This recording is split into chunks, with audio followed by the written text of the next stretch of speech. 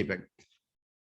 We are in the midst of Parshat Toldot for our ongoing Chumash B'iyun class, and we are up to the soup. We're getting into the soup today. Page, I don't know what page, but let's say it's Perek Chaf Hey, Pasuk Chaf Tet is literally what we're up to. We have to start a little bit before that again.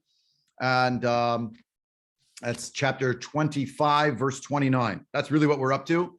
But we spent a lot of time last year talking about, that was 2 weeks ago now, we talked about the idea of the boys growing up. It is, of course, connected. Verse 27, we sort of have to double back to see the continuity, right? Vayigdalu ha'ne'arim, vayi Esav ish yodei tzayid ish sadeh, v'Yaakov ish tam yoshev ohalim, vayehav Yitzchak et Esav ki tzayid b'fiv v'Rivka ohevet et Yaakov. When you read these psukim hyper literally, the boys grew up.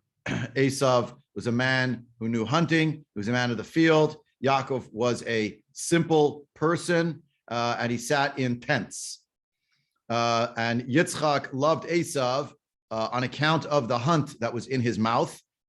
On account of the hunt that was in his mouth. Who's his mouth? Who's that identified with?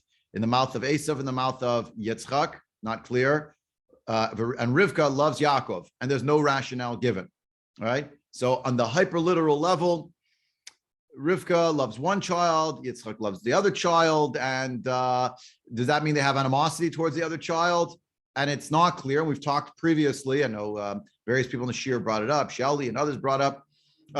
Is it really that like cut and dry? Like the parent had some kind of loathing for their child, right? What we will see by the time we get to the end of Parshat Toldot is, in fact, Rivka Imenu is much aggrieved by the prospect of one child doing in the other, or both children dying on the same day. In the former case, it's that one is still alive, but that child is a murderer if he kills his brother, right? In the second case, if they both die in combat of some sort, so then she loses both of them, and it's not clear that it should be read as literally that one had a love for one versus the other. But there is something about the reality that there is something conditional practically that's put upon us here in the world of Yitzchak. There's a reason for why he loves Esav, and Rivka, it has no, there's no conditional dimension. And that's, like the Mishnah in the 5th parak of Pirkei Avot, right? Kol ava she'ena tluya b'davar sofa lihitkayem. Any love that is not conditional will ultimately endure versus a love that is conditional. And I note that Mishnah, in my special expression that's maybe overused at this point, at least in our context, from the Hound of the Baskervilles, the dog that did not bark, which is the key to the whole mystery. Chazal did not quote these psukim to show that it was avah tluya b'davar, to show that the love that Yitzchak had for Esav was no more than conditional. It had other psukim, which we won't go into now because then it's a Mishnah class. But it does say something about Yitzchak and his relationship with Esav being mediated through food. I see your hand, Shelley, but give me 1 minute. I want to do one more pasuk, one new pasuk, and then you're welcome to ask about anything. But there's something here about food as part of the relationship, part of what builds relationships, sunders relationships. That there's something about Yitzchak's relationship to Esav that is connected to the notion of something about hunting. And again, according to Rashi and others we saw last time, the tzayid in his mouth is in the mouth of Yitzchak. That means Esav brings him food. But Rashi allowed on the level of Medrash, it's the mouth of Esav, not delivering the hunt, but a hunter who hunts with his deceptive words, as hunting involves deception, trickery, in order to entrap or deceive, in order to be able to get one's quarry. So too, Yitzchak is entrapped and is an object of the hunt of Esav through his duplicity, right? Again, that's a level of Medrash. And a level of Pshat, it's that he brings food home for his father and maybe his mother, but somehow it's like this was a big deal to his father. And as we see when we go through the parak, and we'll get 2 parakim from now to the story with the brachot, as you know, why didn't Yitzchak just say to his son, let me just give you a bracha? No, he said to him, go get me something that you hunt, and then I'll give you a bracha. You have to deserve it. You have to earn it. or he wanted his son to succeed at something to feel he had earned his bracha. He didn't just get it as a handout. Maybe. Esav is a man of the field. Yaakov is a man of tents, right? So there's something already in the verse 27 that is Shelley, you got to give me a minute. I'm sorry. No, but it's right on point now. Why eat? They're not ish yet. Really, they're not men. This is they're sort of boys. They're doing it into men. Why does it use the term ish?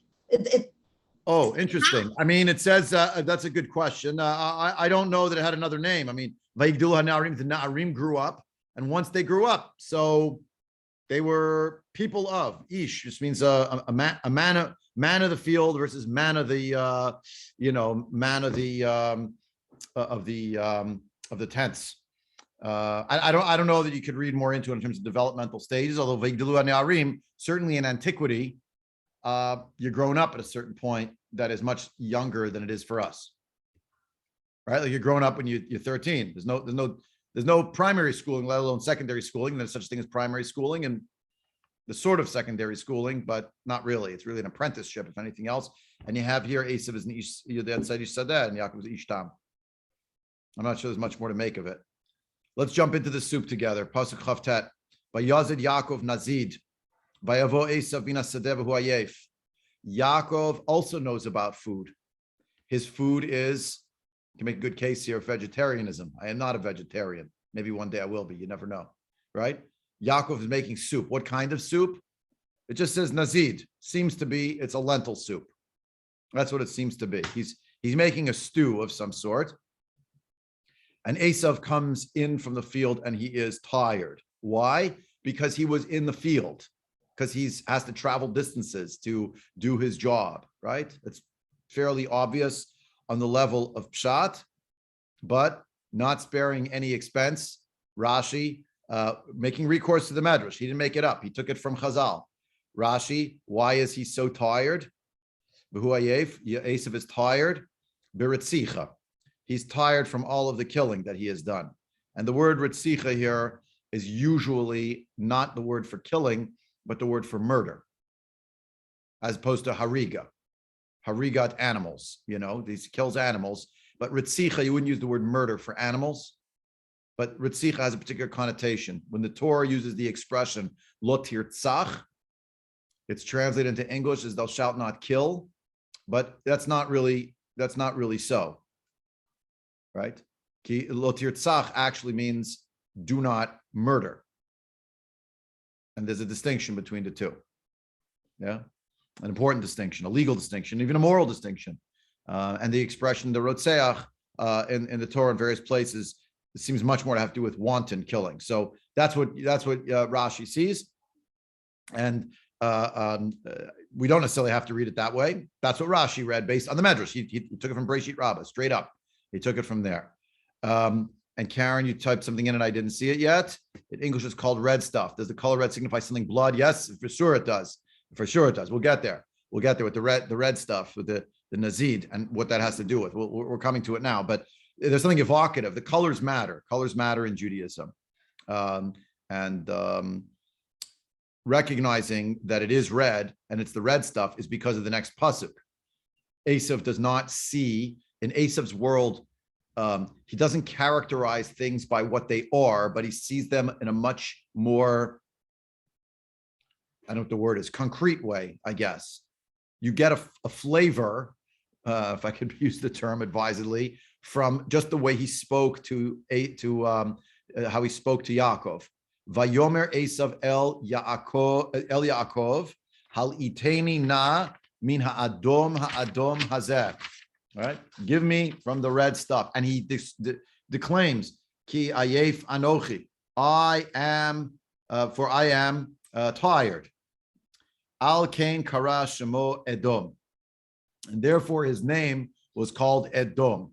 He was called Edom because he said to Yaakov, give me from the soup. That's why they called him Adom. If you dial back to verse 25, Pasuk Chaf Hey, it says interesting that it already said, Vayetze Harishon Admoni The first one came out looking red, admoni, lashon adom, kulo ke'aderet se'ar. He has a mane of hair, right? As if he was wearing a cloak of it. Vayikru shmo Esav, and they called him Esav. Esav milashon, done. He's ready. He's made. He's a made man. He has hair already. That's Esav, has to do with the hair. But it describes him as Admoni, and of course, Rashi, quoting again from the Medrash, same Medrash Rabbah, same section of Medrash Rabbah. What's Admoni? It's a siman, a sign, sheyehei shofech damin. He's going to be one who spills blood. Now, as Chazal tell us, if someone has that proclivity, what should they do? Become a doctor, become a shoichet, become a moil. You are going to channel your proclivity in a given direction. Later on, with the advent of a certain Jewish person's new ways of thinking about the mind and mindfulness, he would maybe use the term a little differently, but in the same vein of sublimation.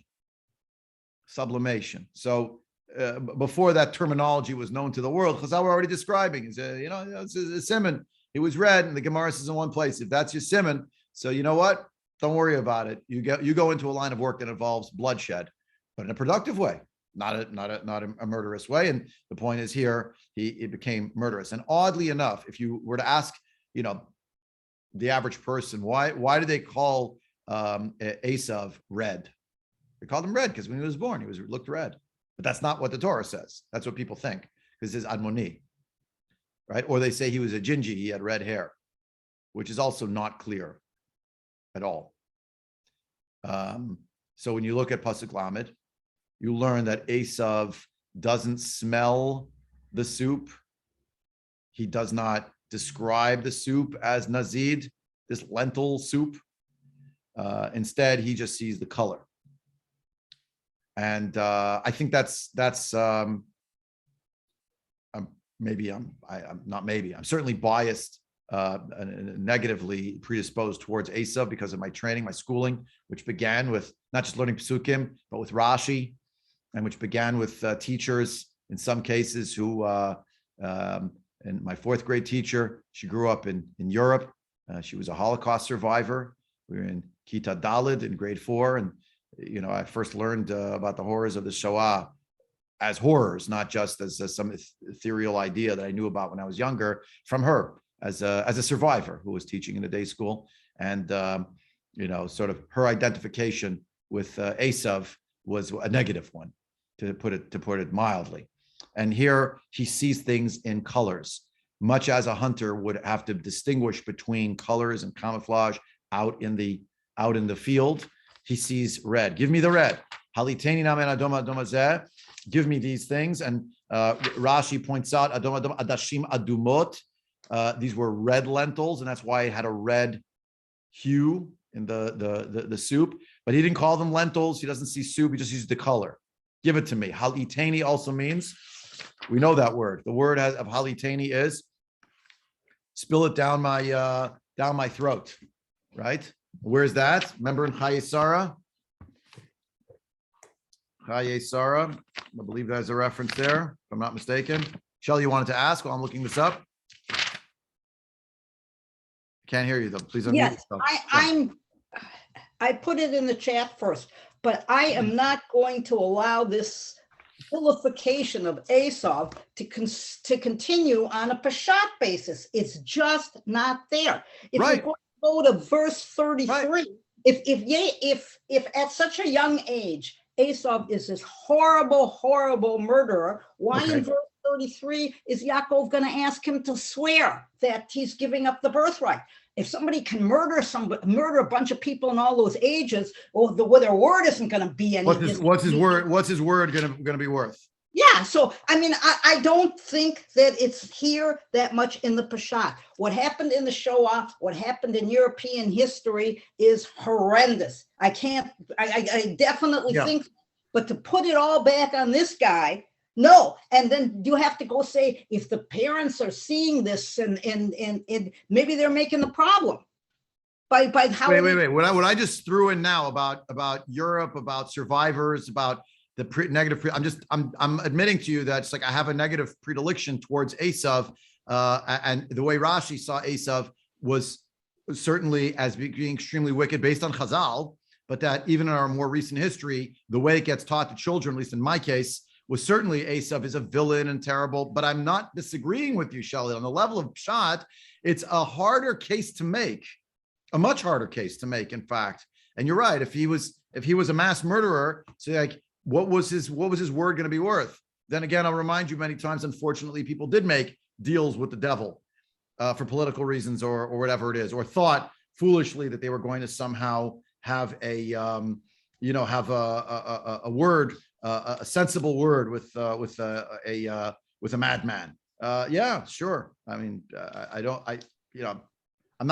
wasn't trying to say that this proves that he's evil. I'm just pointing out that as a hunter, on the level of Pshat, it's consistent with him being a hunter that he sees things in terms of color and distinguishes things in the field. That's the first thing that he sees. And that also, I would submit, we'll see this in the end of this pasuk also, that's this story that Nechama Leibowitz, Zatzal, she talks about it this way.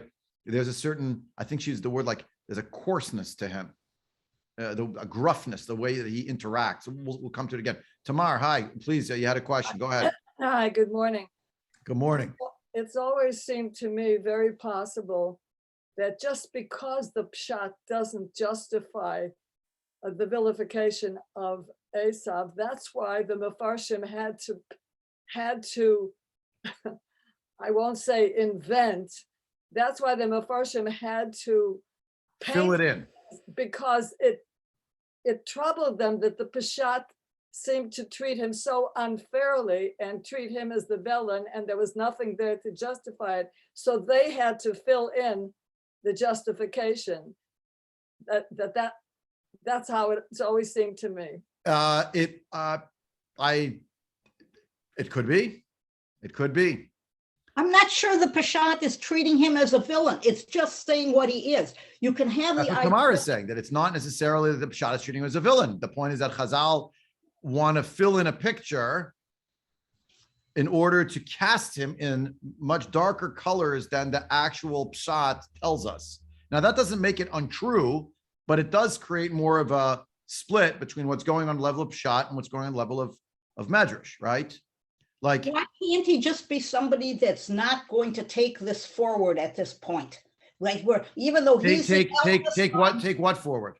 He's not going to be the next spiritual leader of the family, and just because he's the oldest one, it's not for him. And I think we're never looking at the fact that these people are twins, and there's often a bond between twins, and that if Yaakov says, swear to me, he must have some kind of trust in him. They can be very, very different people, but they can still have a family bond. Fine. Sure. Great.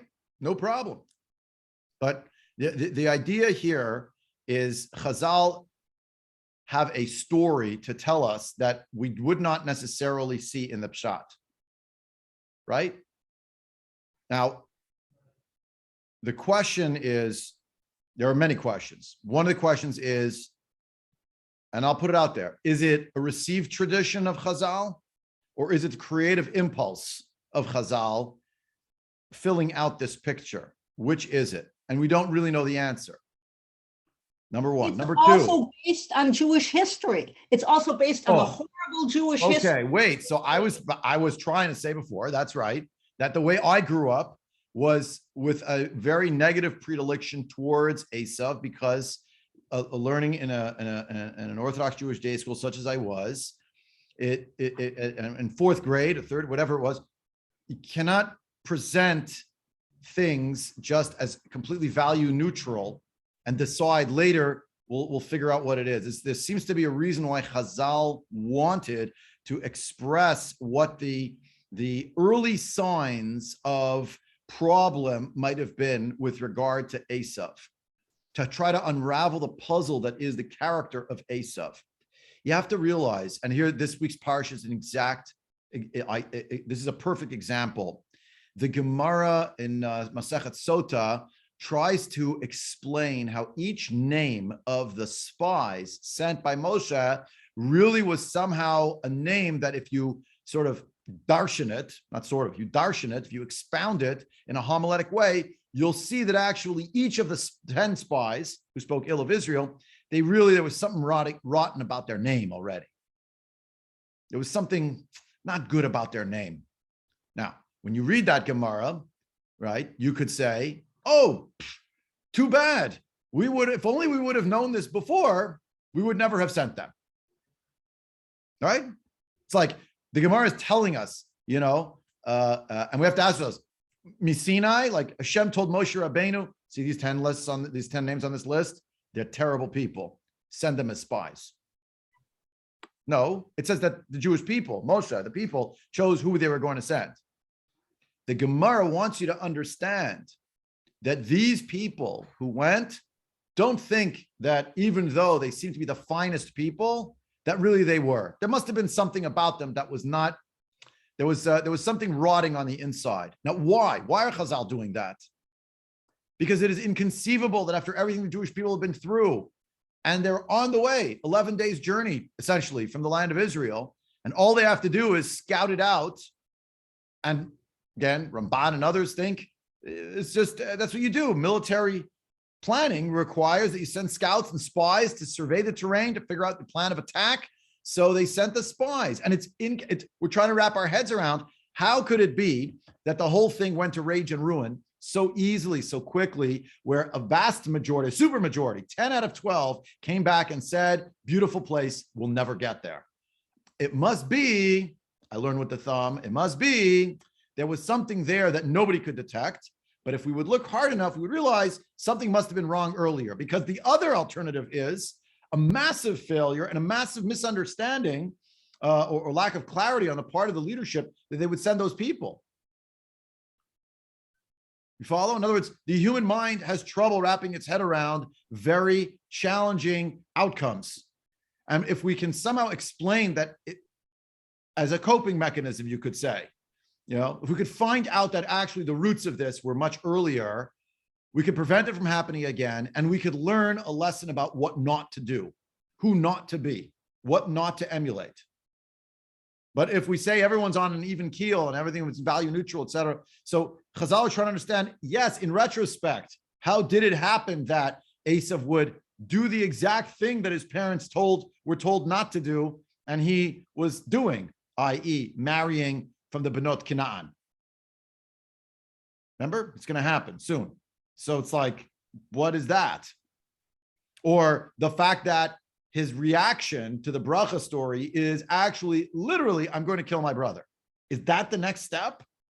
Well, if you have a long line of things you've been doing that involves hunting and killing and coarseness and maybe even killing people, et cetera, then it stands to reason that then killing your own brother is actually just of a kind with the same proclivity towards violence, et cetera, et cetera. Now, I'm making this up. I don't know. We don't have the answer. Like when Chazal are giving us the backstory, he's tired because he's a killer or whatever it is. Do they actually know that? Because like that's the Masorah and Moshe Rabbeinu learned from God on Sinai. God told him, look, write this part down. This part stays off the books, but you have to explain this as the official understanding. Or is that not what happened? But this was the story. They read the story and Chazal said, what is going on here? How could it be that it tells us that he's tired a couple of times, makes him so human, he experiences fatigue. You know why he asked for the red? He was so tired, he couldn't even see straight. He couldn't smell, he couldn't speak. He doesn't have a large vocabulary because he's a man of the field. Just give me some reds. I'm famished. I'm in desperate need, brother. Can you give me some, can you spare me a cup of soup? Yeah, Rabbi, sure. Oh, but there's one condition, right? Gene, you want to say something? they're only 15 years old, these boys.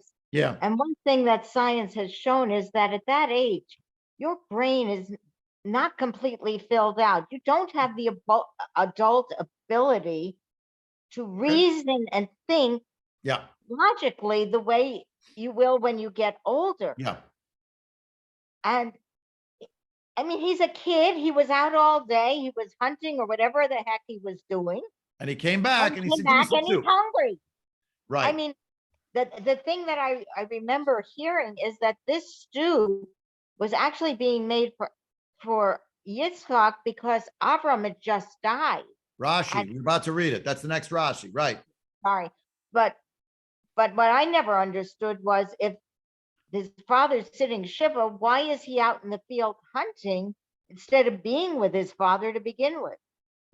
Wouldn't that be the logical place for him to be? He's the firstborn. So you're saying the very fact that he's out in the field and not sitting with his father is itself a sign that he is not following He's the not- family way? Yeah, kind of. Could be, could be. I mean, Could be, clearly or- there was food in the house Right. because otherwise Yaakov couldn't be making this stew. So Good. they clearly had something. Right. Okay. Good. Fair point. Tamar? Everything, everything Yaakov does is far from righteous, and yet we don't hear anything negative about Yaakov. Was it righteous of him to demand the firstborn prerogative because his brother was hungry and famished and weak? Was that righteous of him? Was it righteous of him to put on a furry skin and pretend he was his brother and deceive his father on his deathbed? Was that righteous? But we don't hear anything about that. Esau may have said, I'd kill my brother, but he didn't kill his brother. He didn't kill his brother. Okay. So No, we- you're raising very good points. Yeah, And it's too many points, though, for me to address in a response to you without giving an entire shear. But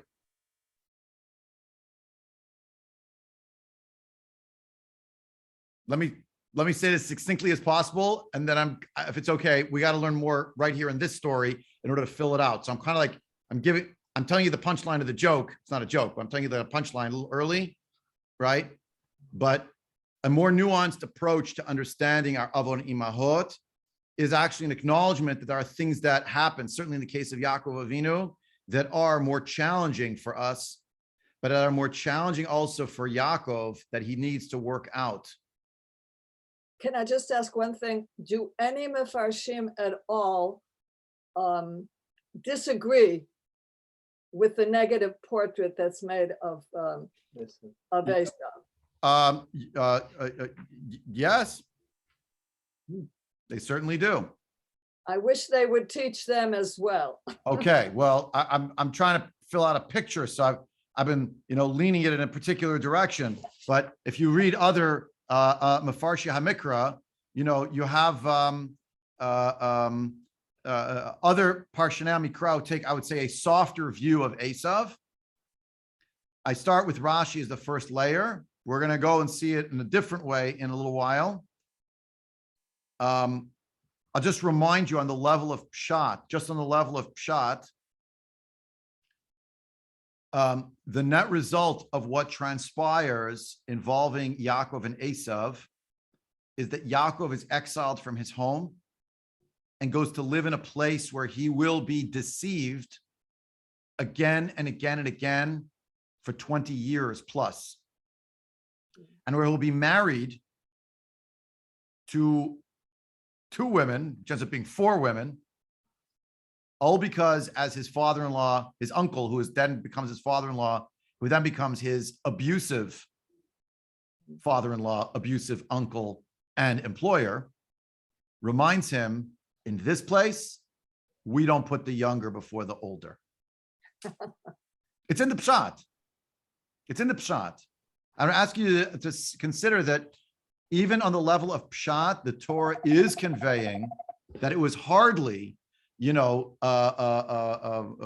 you want to say, all peaches and cream for Yaakov Avinu, and everything about him is just bathed in light, and everything about Esav is bathed in, is cloaked in darkness. It's a much more nuanced picture than that.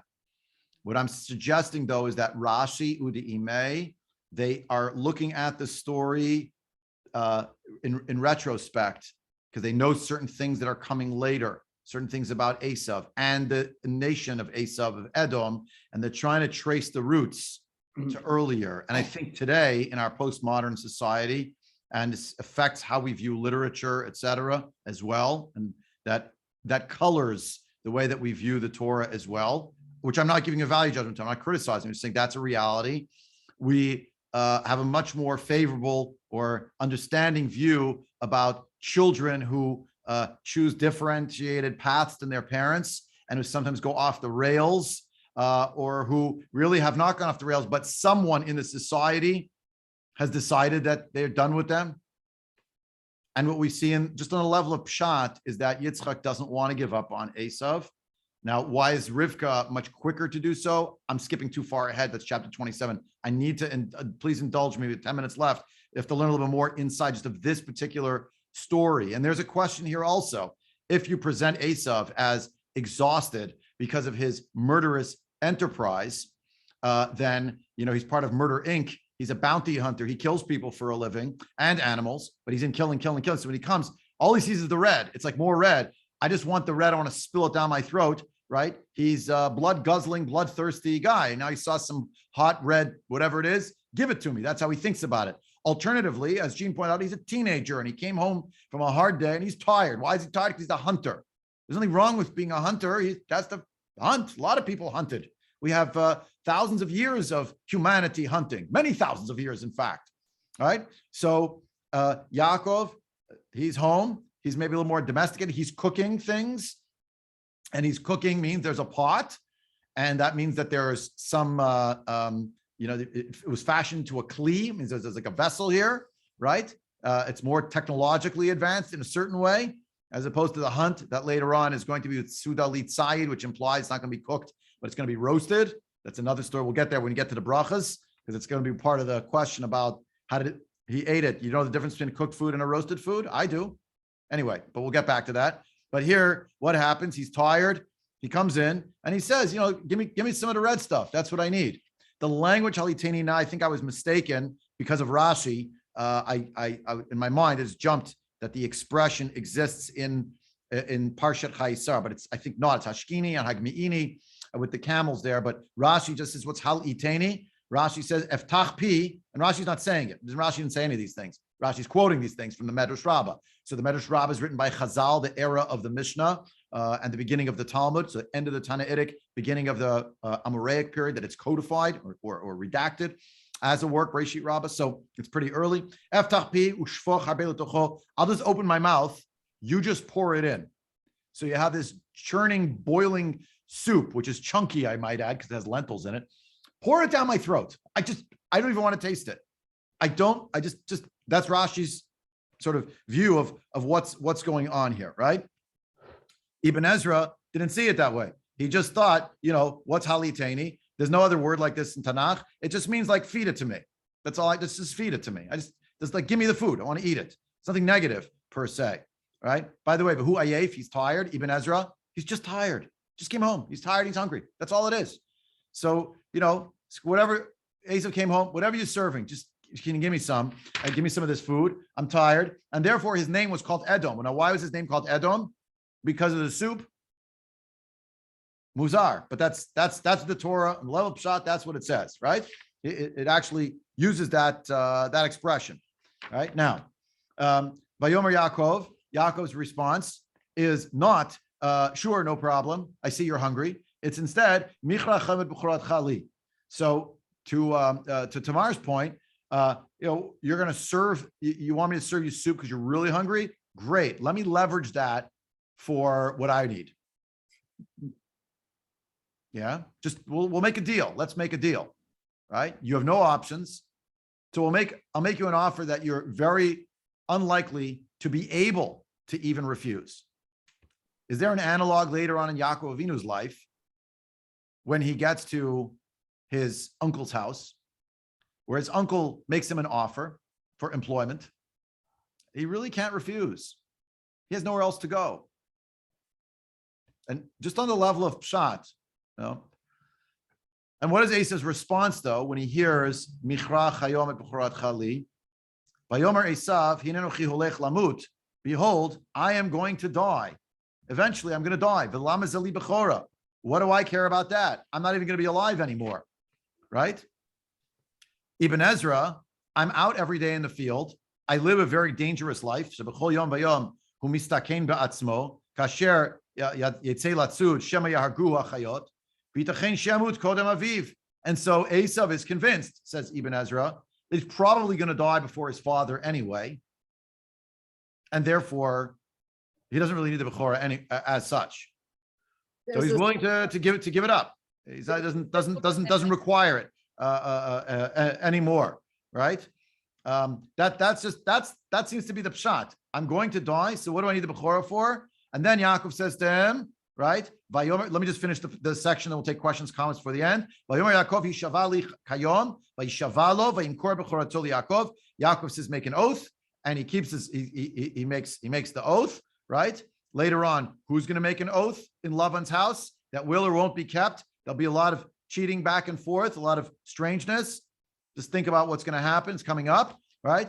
And he sells his birthright to Yaakov. Yaakov natan le'Esav lechem unazid arashim. He gives him Yaakov gives Esav bread, and he gives him the soup of lentils. Now watch the next piece. This Nechama Leibowitz points out. Vayochel, vayesh, vayelech, vayakam, vayelech, vayives. 5 verbs.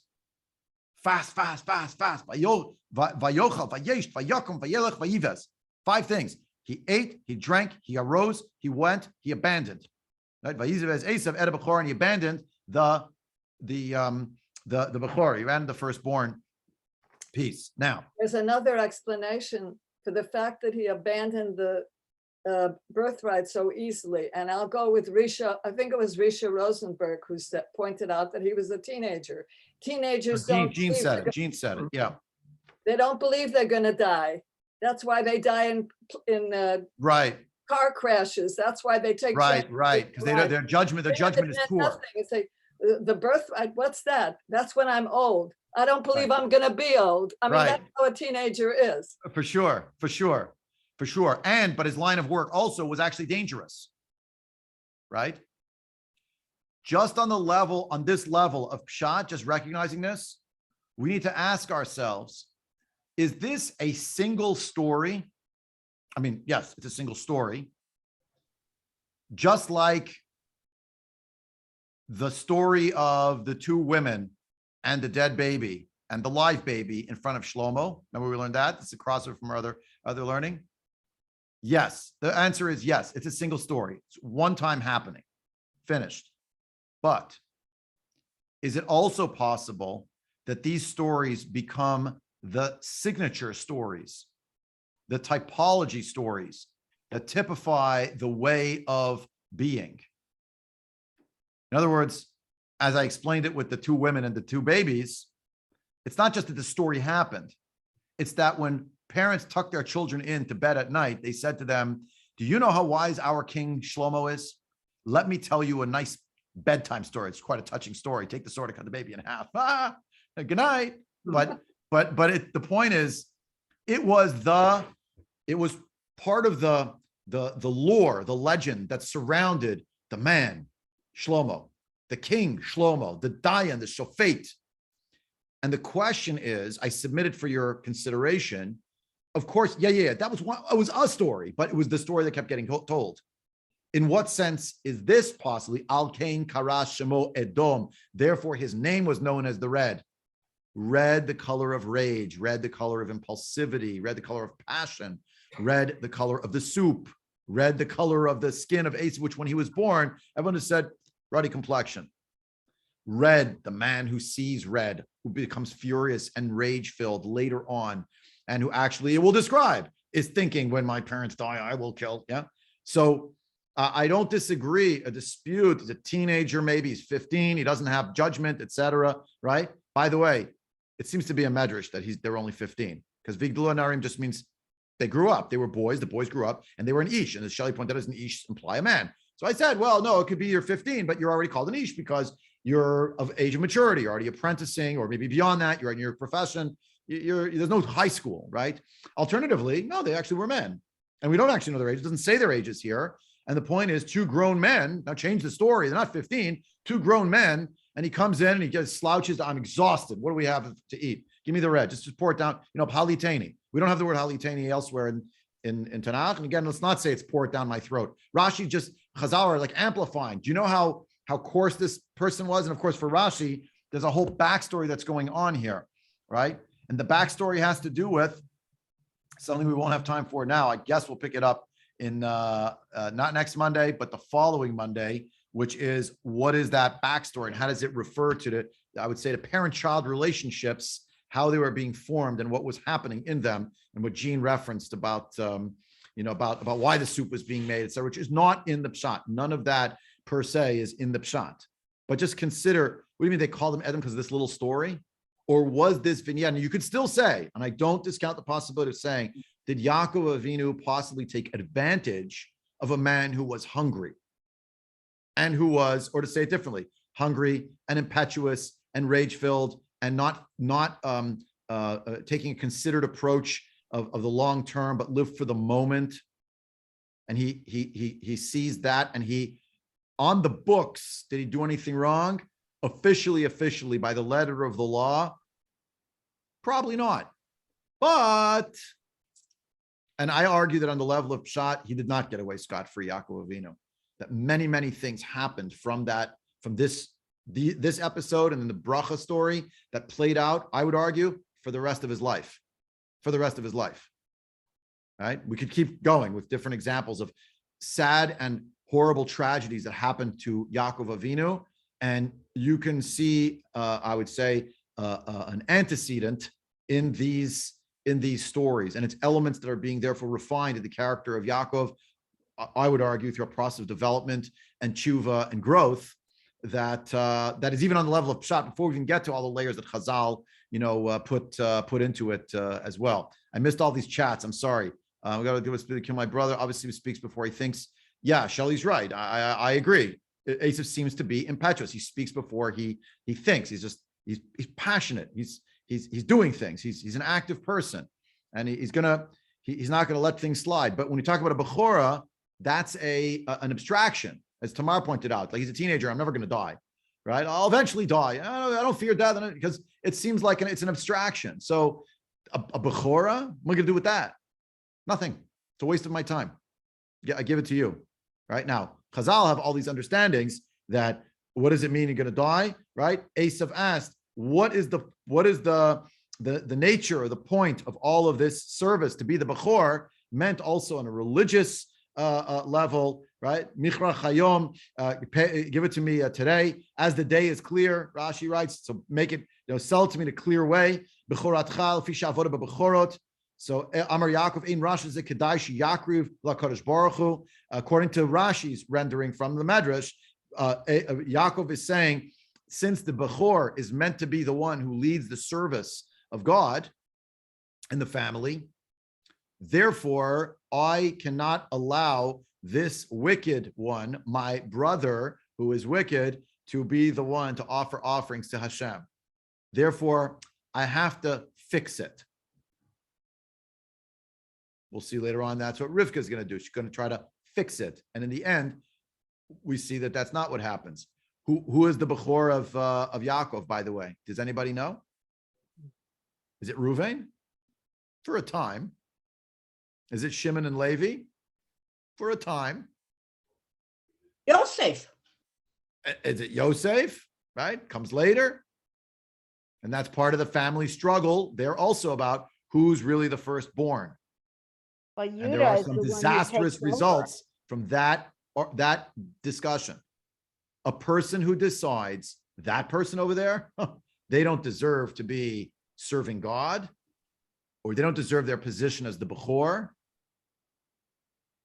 or we have to remove them from the family because they are going to be a threat to the rightful way that our family needs to go. Does this sound familiar? Because you could plug this into this. This is Yaakov saying, according to Rashi, again, according to the Medrash, that the idea is this person's wicked. He's irredeemable. But he happens to be the Bechor, but I have to remove him from the scene. How can I do that? I'm going to hurt him. I'm going to buy it from him. And he did. And then Yaakov is the Bechor. Beautiful. Except for all the consequences that come from that. In the case of the brothers and Yosef, they didn't buy it from him because they didn't think he was going to sell. He was too smart. So they had other things they were going to do. They sold the Bechor. Not the Bechorah, but the Bechor. Remember? And who suffers for it? Everybody. Everybody suffers from it. But who's inconsolable? The sons and daughters coming to him every day and saying, Abba, ze maspik. You have to keep Yitzchak. living. Go take a walk. Go eat ice cream. Go. Look at your grandchildren. It's beautiful. Yaakov. You see it keeps going. Anyway, we're out of time for today. I'll leave you with that to mull over. In 2 weeks, in Mirza Hashem on Monday, whatever the date is there, I don't even know myself. What is that? What is that Monday? Monday, July. 4th of July. 4th of July. We'll have a share 4th of July, 9:15. Great way to start your 4th of July celebration. You're probably going to be in the middle of it by then to have a nice share in Parsha Toldot. Anyway, Ad Khan for today. Have a great day. Have a safe trip. Thank you. Sei gesund, everybody. Kol Tuv.